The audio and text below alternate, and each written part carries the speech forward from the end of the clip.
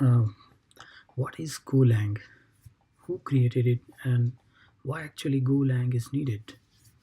So let's right jump into it.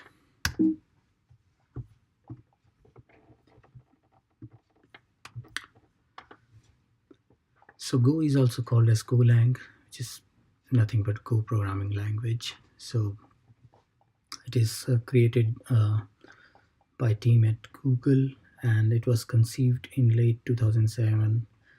And then I think in 2009, in November, sometimes they open sourced it, and since then it's been quite popular, I would say.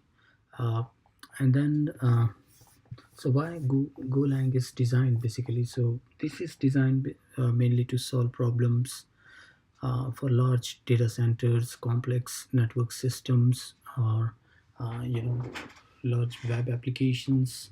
Uh, Mostly cloud native apps, I would say. The problems of today's thing, where multi-core processors and hyper threading is quite common and easily available. So these kind of features also added challenges for large size of systems, like Google is maintaining in its own data center. So they do have a problem of scaling. So obviously that was motivation behind this programming language. So what is Go? Go is it's a compiled language. It's not like Python interpreted, or any or Java like JVM based. It's directly compiled into binaries, and it's concurrent. It is statically typed and garbage collected. So that's really brilliant. So garbage collection, you don't need to worry about when you are writing Golang. It's open sourced. Yes, we have covered that part. And then it's been known for its speed, really, and its efficiency, because of there is no intermediate stuff like interpreters and any sort of virtual machine like JVMs in Java. So any human readable code, like whatever you write in Golang, will directly be converted into machine languages. So just like C programming language. So it definitely gives advantage in terms of speed. Then it does uses Git repository. For you can use really GitHub or GitLab in its workspace for package and libraries. Then obviously, in terms of editor, you can use almost any editor, but yeah, today's most few popular editors are easily supported, like Atom, Vim, Visual Studio, and it does provide its own IDE called Goland, and it does come with plugin as well for IDs, popular IDs like IntelliJ. Obviously, for more information about Go, we'll explore golang.org. So this golang.org is official website for this programming language. So who is the mind behind? Well, obviously there are thousands of people, but the key brain behind this programming language is Robert Grismer, Rob Pike, and Ken Thompson. Wow, who doesn't know Ken? So these guys, Rob Pike and Ken, are really popular chaps for UTF-8, Plan 9, Go. Obviously, Ken Thompson is famous for also co-authoring UTF-8, Go, B programming language, and Unix, and also Plan 9. Both Rob and Ken comes from Bell Labs. Right now, they are working for Google. Uh, Obviously, Robert is also from Google, and these guys are the key brain behind this programming language. And they sat together, thought about why do they need this programming language. So they started thinking about, do we really like C++? Because in C++, it takes ages to compile if for a large application binaries. So they started thinking about a new programming language where uh, things can be faster. We can avoid lots of things which has been added over the years in programming languages like C, C++. So that was the motivation and thought behind Go. So why do you think you need to go for a Golang programming? So most programming languages like Java, Python, etc. If you look at them, they are really comes from the background of single-threaded environments.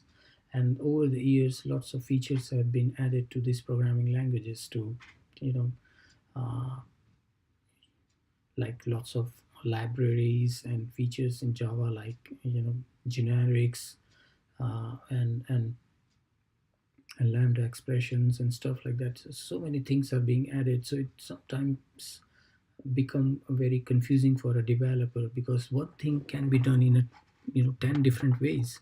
So in that way, if you look at the data center of Google, or companies like Google and Microsoft, or large organization where you know uh, thousands of developers are writing programs, and obviously they will not be forever present in their current position. So it's really all about readability and simplicity, and easy to maintain kind of thing, where the Go really wins over these old programming languages like Java, Python, C++. So it does give you very limited set of syntaxes which you can use for all sort of problems. So in that way, it will always be familiar for a developer to go through and just open a piece of code, and you can really understand. So that really brings simplicity in Go. Well, so obviously Java, Python, by no means they are still a very popular programming languages for many enterprises, and thousands and hundreds and thousands of developers are still using it, and there is no doubt will be using.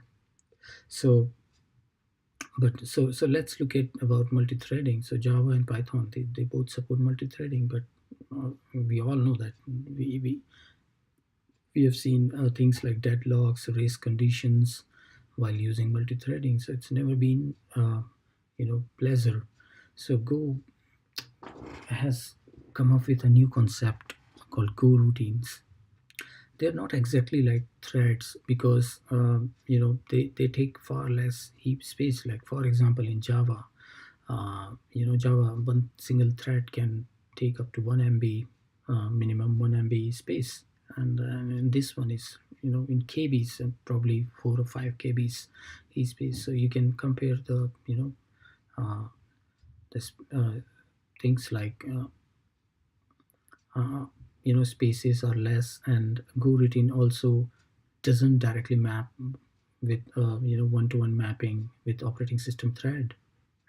So what does that mean? It means Go routine, a single Go routine can, you know, be mapped to multiple OS threads, and it can use uh, as and when whatever capacity is required to process a particular request. So that way it is quite concurrent in nature. And then obviously we talked about syntaxes. We are going to see about more syntaxes and how to code in Go in next video. But yes, it is I would say it's probably very neat and clean syntaxes in this. But in other hand, some developers may call it boring as well, because you're using the same set of syntaxes to solve all sorts of problems. So in that way, it doesn't make it very attractive in terms of writing code for and different number of problems. So yeah, it really a perspective of individual. I would say. Uh, Few things to note here is there is no generics, no inheritance classes and constructor kind of things in Go programming language. So it's if you're really a lover of classes, inheritance, generics, then probably you might not like this programming language. I would say, or probably it will take time for you to get used to it.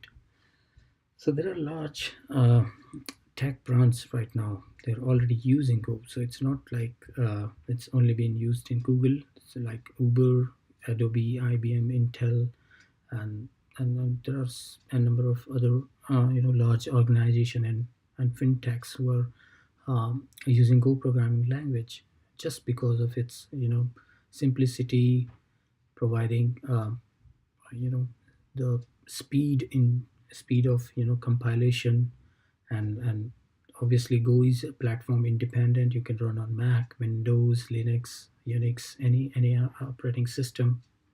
It is obviously simple as well as faster. I would not say it is faster than C, but it is, if you compare in terms of complexity and speed, then it wins over C and C++ type programming languages.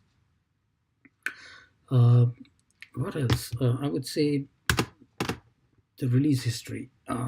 So this is what pretty much Go's release history is all about.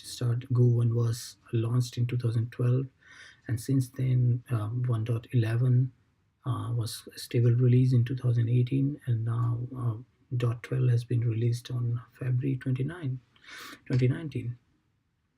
So let's take a look how coding in Go looks like, or simple. So what you can do really is go to your browser, type Golang. This is their golang.org's their website. You can obviously go here, and you can see lots of video featured here, documentation, package, project, any kind of help you need. So all sorts of, you can just click here and download Go. You just select whatever version you want for operating system. I'm using Mac, so I can just click on Mac, download it. The package it downloads. It's pretty much straightforward download process. But apart from this, before we jump into this area, you can just go to home page and try this snippet here. So basically, functions are the first class citizen of this programming language. So we start with a package main, and as you can see, import fmt. It's kind of a formatter which provides functions like println and all sorts of other options. And obviously we know, so func is the keyword, main is the function. So main function is where everything starts in this programming language, and as you can see, special characters are most welcomed and handled implicitly. So you just need to click run, and you can see hello world. You can say